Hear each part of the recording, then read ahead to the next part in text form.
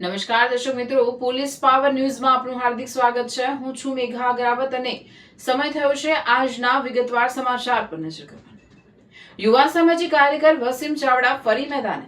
15 વર્ષના હિસાબનું રહસ્ય હવે મૌન તૂટશે કે સવાલો વધુ ગુંજશે। 15 વર્ષના વહીવટ પર ઉઠ્યા ગંભીર સવાલો। ભૂખ હડતાળ 2.0 સાથે જન આંદોલન વધુ તેજ। પારદર્શિતા અને સંપૂર્ણ હિસાબની માંગ। લોકશાહીમાં સવાલ પૂછવો ક્યારેય ગુનો નથી, પરંતુ જનતાના સવાલોના જવાબ ન આપવો ચોક્કસ ચર્ચાનો વિષય બની શકે છે। ક્યારેક એક દસ્તાવેજ વર્ષો જૂના વહીવટ સામે પ્રશ્નાર્થ ઊભું કરી દેશે, ક્યારેક જનતાનો એક જ અવાજ અમારા પૈસાનો હિસાબ ક્યાં છે સમગ્ર વ્યવસ્થાને જવાબ આપવા મજબૂર કરી દેશે।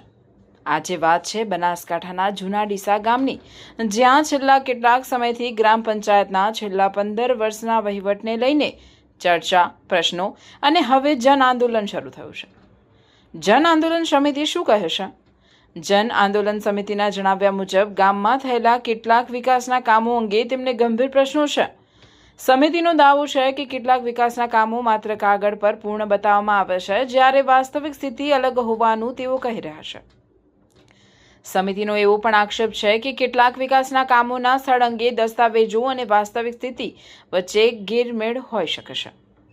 પોલીસ પાવર ન્યૂઝ આ દાવાઓની સ્વતંત્ર પુષ્ટિ કરતું નથી, પરંતુ જ્યારે જાહેર દસ્તાવેજોના આધારે આવા પ્રશ્નો ઊભા થાય ત્યારે તેનો સ્પષ્ટ અને દસ્તાવેજી જવાબ આપવો એ લોકશાહીની મજબૂતી માટે જરૂરી છે।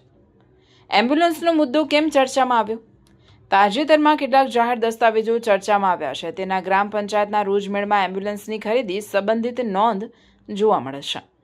જન આંદોલન સમિતિનું કહેવું છે કે આ સહિતના વિવિધ ખર્ચ અંગે સંપૂર્ણ અને પારદર્શક હિસાબ જનતા સમક્ષ મૂકવો જોઈએ। સમિતિનું માનવું છે કે જ્યારે જાહેર નાણાં અને જાહેર હિતના સાધનોની વાત હોય ત્યારે પારદર્શિતા જ વિશ્વાસનો સૌથી મોટો આધાર બને છે। આંદોલન સુધી વાત કેવી રીતે પહોંચી? જન આંદોલન સમિતિના જણાવ્યા મુજબ લગભગ 1 મહિના પહેલા યુવા સામાજિક કાર્યકર વસીમ ચાવડા આ જ માંગણીઓને લઈને ભૂખ હડતાળ પર બેઠા હતા।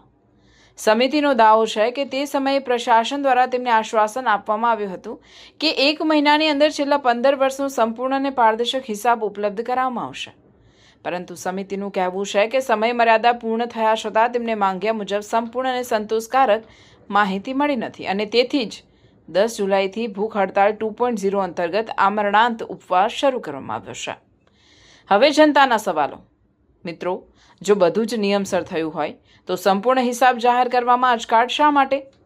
જો દરેક વિકાસનું કામ નિયમ મુજબ થયું હોય તો દસ્તાવેજો ખુલ્લા મૂકવામાં સંકોચ કેમ?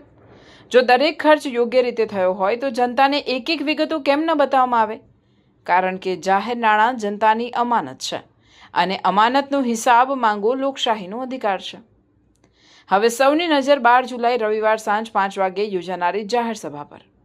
જન આંદોલન સમિતિની જાહેરાત મુજબ 12 જુલાઈ રવિવારના રોજ સાંજે 5 વાગે જૂના ડીસા ગ્રામ પંચાયતના છેલ્લા 15 વર્ષના હિસાબ કિતાબ જાહેર કરવામાં આવશે।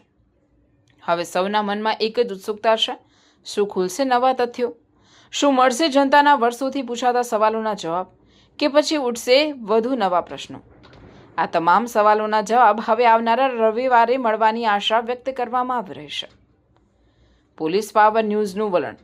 આ અહેવાલમાં રજૂ થયેલા વિકાસ કાર્યો અને વહીવટ અંગેના મુદ્દાઓ જન આંદોલન સમિતિના દાવાઓ અને રજૂઆત પર આધારિત છે। પોલીસ પાવર ન્યૂઝ આ દાવાઓની સ્વતંત્ર પુષ્ટિ કરતું નથી।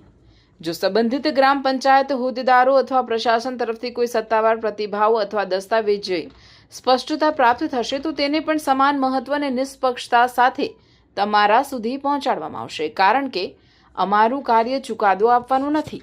અમારું કાર્ય સવાલો જનતા સુધી પહોંચાડવાનું અને દરેક પક્ષને પોતાનો પક્ષ રજૂ કરવાની તક આપવાનું છે। અહેવાલ Akil Ghasura, police power news, Banaskantha. તમે જોઈ રહ્યા હતા પોલીસ પાવર ન્યૂઝ, સત્યની સાથે, જનતાના અવાજ સાથે।